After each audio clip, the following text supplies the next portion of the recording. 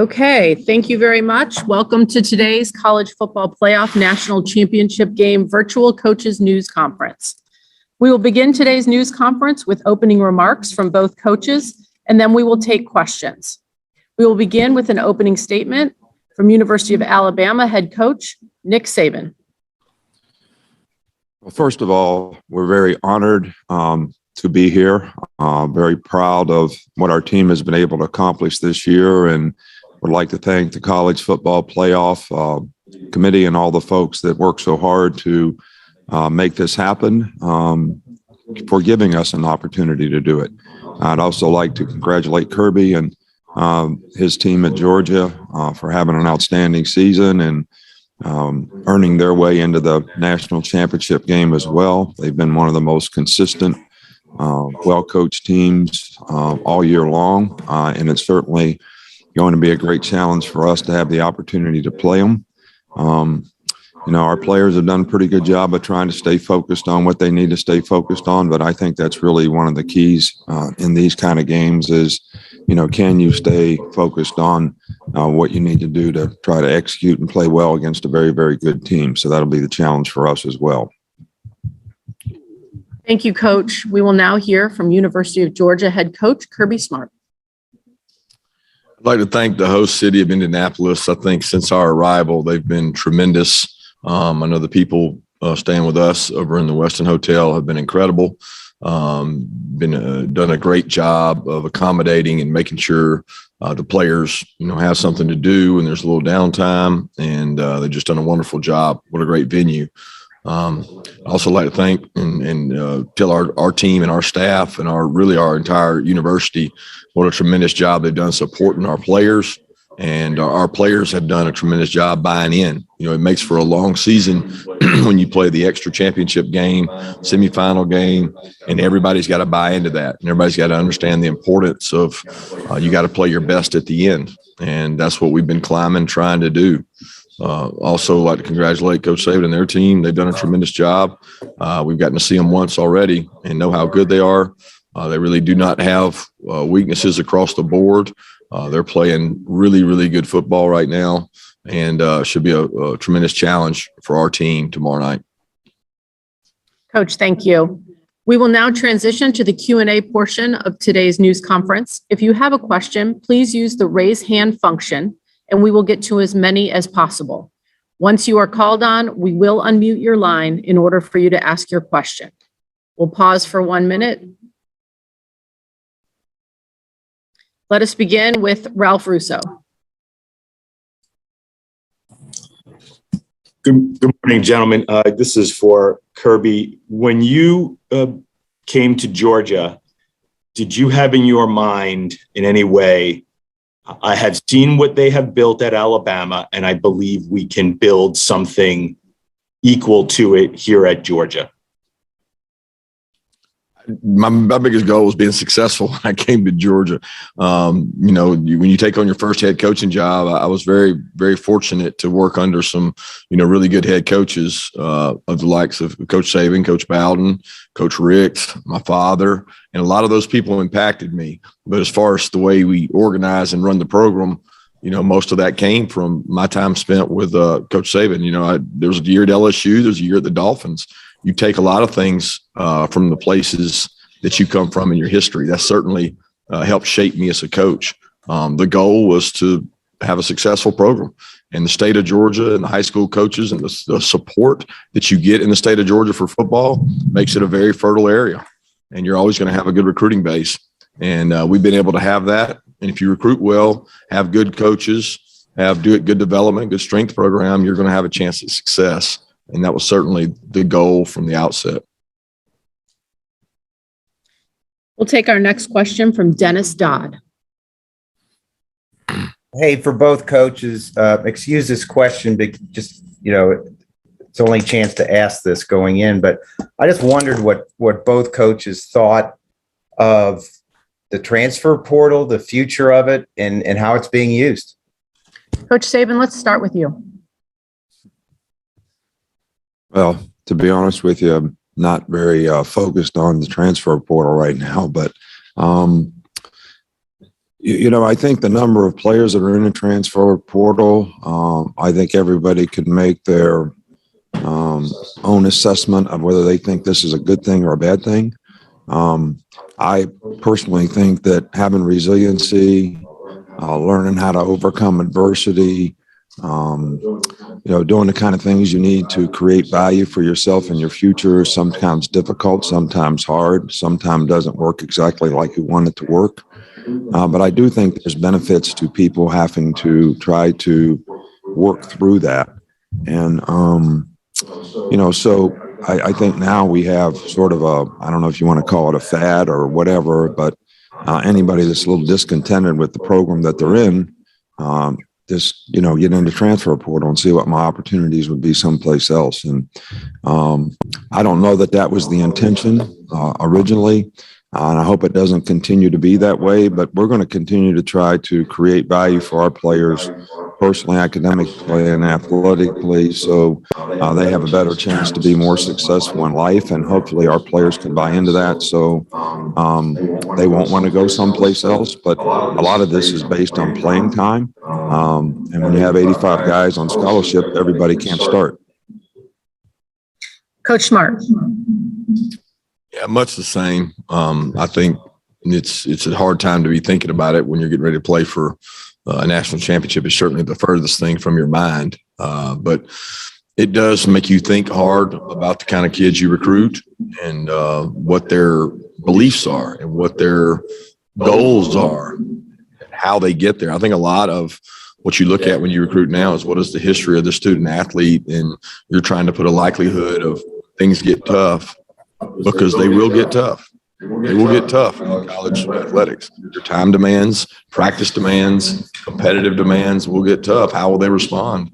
And we try to spend a lot of time looking at that because some of the portal is out of our control in terms of the decisions that players make. We try to be fair and honest with our players, and if they're not ready to play, then we communicate that to them. But each and every player is different, and each situation's different. And it's certainly tough to navigate during this day and age of an early signing period on top of that. Take our next question from Bill Bender.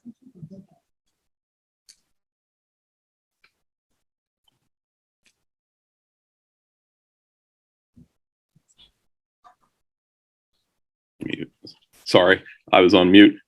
This question's for Coach Saban. You mentioned the focus of your team, and Bryce talked about that yesterday. I know the rematch and underdog angles have been talked about a lot. So how has your team used or blocked those angles out ahead of another championship game? Oh, I don't, when you say those angles have been used a lot, used by whom? I think a lot of external people talk about things like that. I think internally, we talk a lot about what do you have to do technically in the game to be able to have success in terms of your ability to execute probably against the best player you played against all year. So that's how you got to prepare, and that's how you got to focus, and that's what you need to be concerned about because I think once the game starts, 5 minutes into the game, I don't know that anybody's thinking about all this stuff that you all talk about. So they're trying to win their box. They're trying to do what they can do to help their team, both sides of the ball. So we expect that, and that's what our players need to be focused on. We'll go next to Mark Weiser. Kirby, how do you think you've changed as a coach running your program from 2017 when you played Alabama for the national title to now in your sixth season as you have another shot tomorrow night? I don't know. I don't know how much I've changed. It's hard to take a snapshot. I don't remember much about 2017 anymore. It's amazing how fast these years go by and time goes by. I think that I've got a staff of great coaches, and I've got an organization that's full of good leaders, and trust in those people maybe more now than in 2017 when I felt like I needed to micromanage and be over top of everything. Probably now a little more comfortable delegating things out and trusting people to do their jobs and maybe impart a little bit of their personality into their parts of the organization and letting them grow within that organization, because a lot of the people in the organization aspire to go and do things, and I want them to be successful because they stopped at Georgia. So that's probably the biggest difference. But the core beliefs and the way we do things, they haven't changed much. We'll go next to Ryan Hennessy. This one's for Coach Saban. Coach, I asked your players yesterday as well, what is your definition of a successful season? I think my definition of a successful season would be that every player in the organization, every player on the team would actually maximize his full potential based on his competitive character, discipline, work ethic, ability to overcome adversity, resiliency, to persevere and do things that are going to create value for him in his future. I would say that if every player in the organization could get to that point, that would be a successful season. I know that I've always philosophically thought that's what college football is all about, helping players be more successful. We all get judged as coaches on how many games we win and lose. But I think if maybe everybody on your team has the right competitive character, attitude, discipline, whatever you want to talk about, that'll give you the best chance to maximize the team's chances to be successful. And so if the team reaches its full potential because every individual who made the team what it is did, then I think that's probably a successful year. And I don't know how that equates into wins and losses. As a reminder, if you have a question, please use the raised hand function. We'll take our next question from Naomi Gray.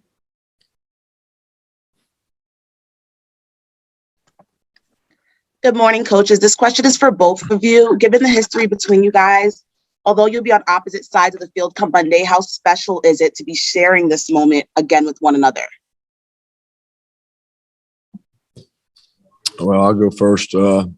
It's a great honor to be across from Coach Saban and the tremendous job he's done, but it's probably nothing unusual for him to be in this game, because he's been in this game an awful lot. And I know he doesn't take that for granted, because I know the work and effort he puts into it to get his team here. I've been able to see that. I've been a part of that. I also know the work and effort we've put in to get to this point. It is no easy job to get to this point in the season, through the SEC gauntlet, through the championship game, through the semifinals. It's a tough, rigorous season. So to be in this position is certainly an honor. To be across from Coach, it's a tremendous honor for our team and our organization. But like we've always said, it's not about he and I. It's about the players and their opportunities to go out and be successful and make a lasting memory. Coach Saban? Well, from my standpoint, I think University of Georgia, Kirby's program is probably one of the elite programs, in the country. He's done an outstanding job there of making that program what it is. And obviously, the players and people that are in the organization have made that program what it is. And we certainly feel like, this is, the best team in the country that we have an opportunity to play. Most consistent team all season long in terms of how they played. And it's a tremendous challenge for us, and really kind of an honor to have the opportunity to play against what we feel is one of the most elite programs in the country. And, probably just looking at the future, probably will be for some time in the future as well. We'll take our next question from Anthony Dasher. Coach Mark, what's the biggest area of growth that maybe, we don't see that you feel your team has made the most improvement in? Yeah, I don't know. I've certainly been really proud of the way our team has responded, especially early in the season, to success. As a coach, you're always worried about that. And I was really worried about the consistency and performance, because that's usually what gets us. At least in the past, we've had a game that we didn't play real well. We played really well throughout the year, played consistent. We didn't have a lot of letdowns. And, we played the best team we played this year in the SEC Championship. And it was a great matchup. They won most of those matchups. You look across the board. So we've been trying to improve in areas since that game so that we can be at our best when our best is needed.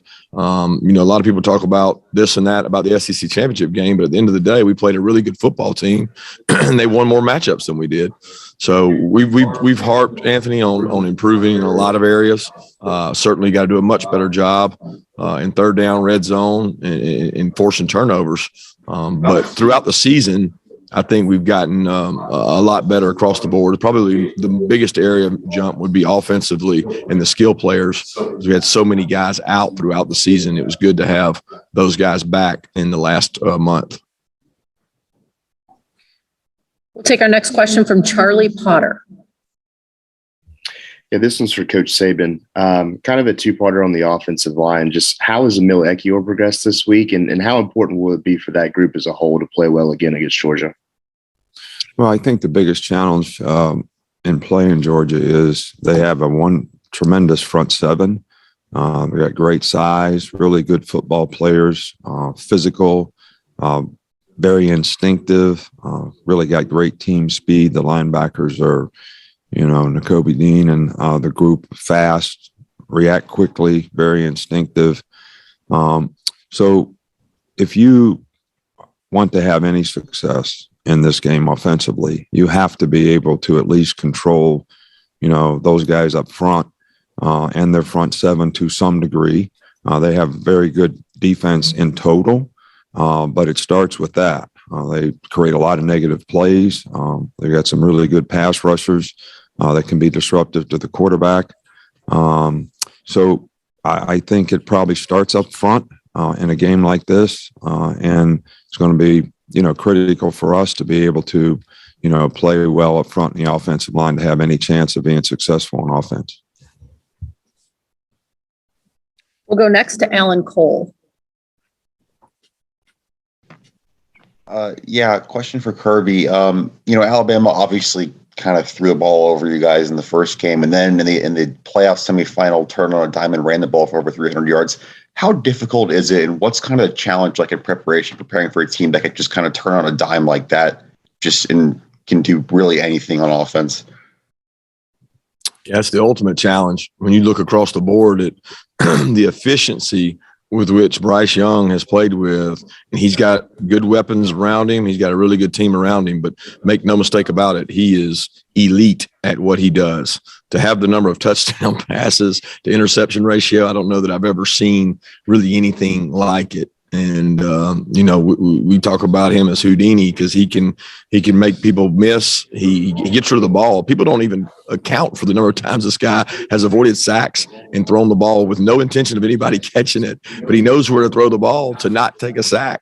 And when you do that, you're really elite. Now, they've got really good skill players on the outside. They know how to use those skill players. They put them in different positions, change things up. Brian Robinson seems like he's been there for 100 years because when I was there before, I remember him being in high school.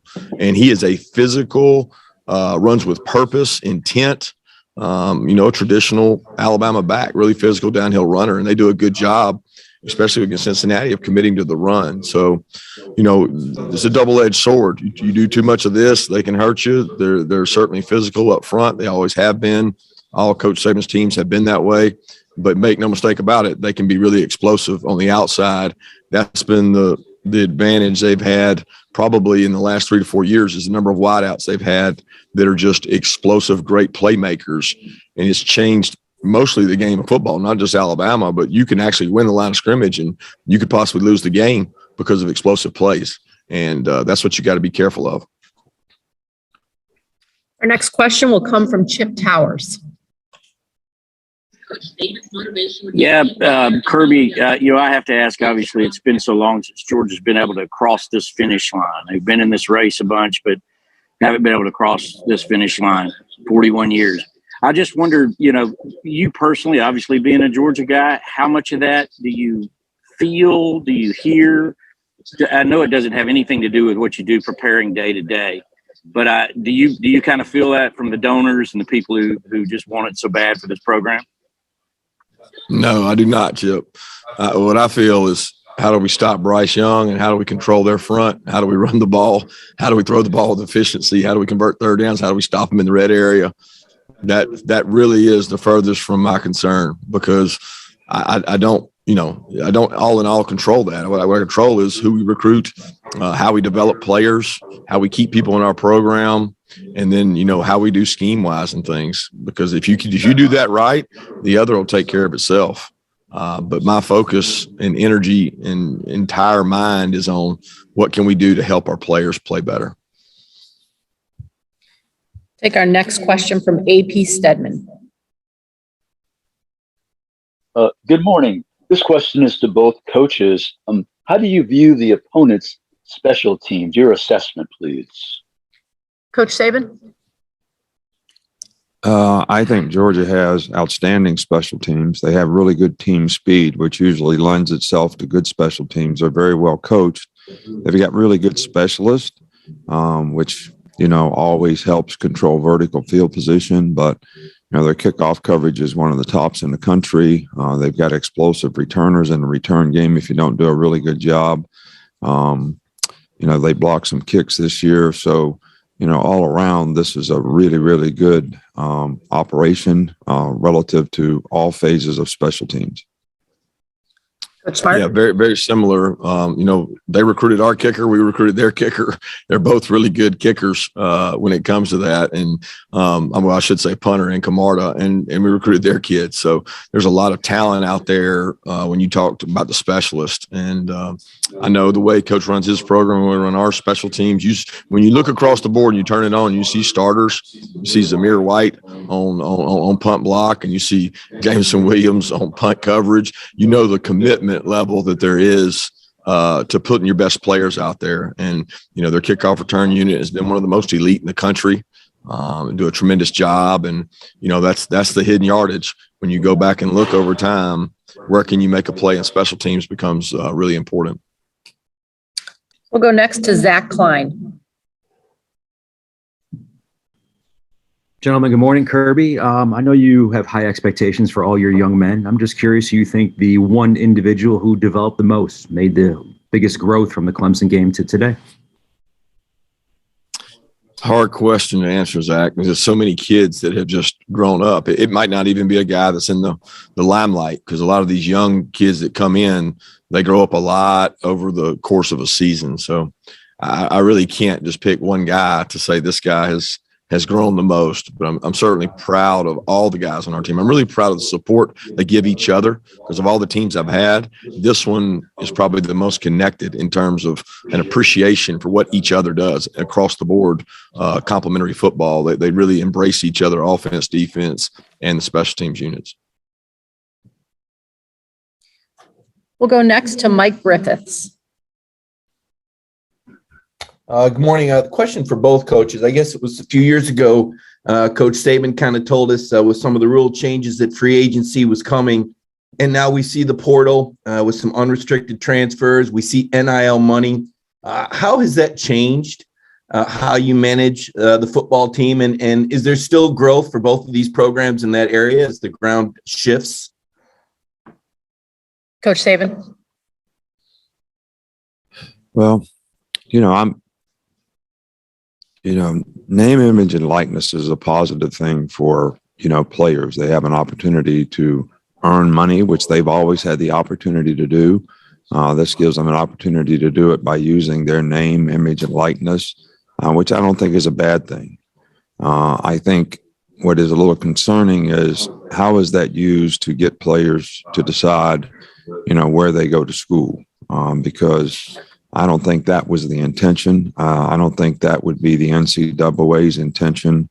I think we probably need some kind of national legislation to sort of control that to some degree, because I think there'll be an imbalance relative to who can dominate college football if that's not regulated in some form or fashion.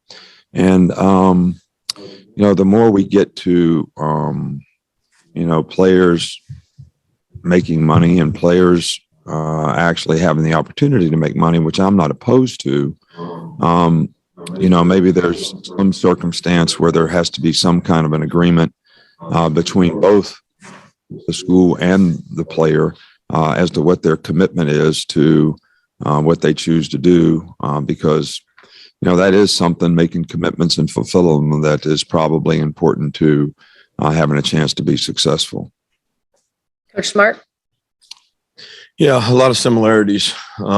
It's tough to navigate in a time like right now. We're getting ready to play for a national championship, and a lot of the market, the free agency market out there that's going on is being done while we're trying to prepare for a national championship game. And there's so many things that go into this that maybe the media and the common people don't know. When does your school start? How does that affect things? It affects things in a dynamic manner. Are you quarter? Are you semester? There's a lot of competitive advantages into getting into the portal, and then you move to NIL. And I agree with Coach that you're going to have the haves and have-nots, and the separation that's already there is going to grow larger.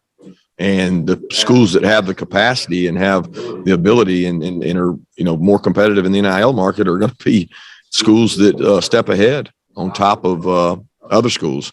So I don't want decisions to be based on that, but ultimately a lot of young men want to make their decision based on that.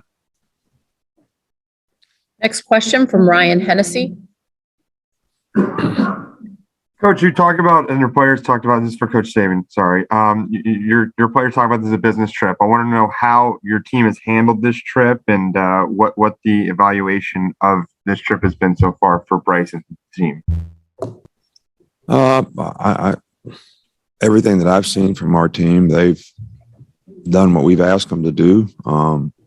This has been a very hospitable place here in Indianapolis to actually come and visit. I think this is a great sports town, having been here for the Combine for many years, and knowing the hospitality, the friendliness of the people here. But our players have done everything that we've asked them to do. You never know exactly what's going on in the back of their mind, even though they show up for practice and do what they're supposed to do. They're paying attention in meetings, but they have a significant amount of time where they're doing other things. So how they can sort of refocus when you need to refocus is probably the most important thing. And that's something that I've seen our players do a pretty good job of. I think it takes maturity, especially on the young players' part, to be able to do that. But it's been good to this point. We'll take our next question from Rocco DiSangro. This one's for Coach Saban. Coach, you and your players talk a lot about trusting the process. From a highly touted recruit in high school to stepping on campus and being a backup quarterback to now getting the start on college football's biggest stage, how have you seen Bryce trust the process over this last year especially? Well, Bryce does about as good a job as anybody we've ever had in our program in terms of how he prepares for a game, how he studies the other team, how he sort of knows the ins and outs of what we want to try to execute and what we want to try to do on offense. He's well liked by his teammates. He's a leader. And, he's got sort of emotional stability about him that he doesn't really get frustrated or, upset in any kind of way, even when things don't go well. He's can sort of stay focused and keep doing what he thinks he needs to do to be able to have success, make adjustments, adapt to what he needs to do. He's a very, very mature guy, way beyond his years in terms of how he views what he needs to do to be successful. And he's pretty committed to it and has a pretty single-minded purpose in trying to get it done. And I think it does impact and affect other players on the offensive side of the ball. We'd like to thank both coaches for their time today. That concludes today's coaches news conference.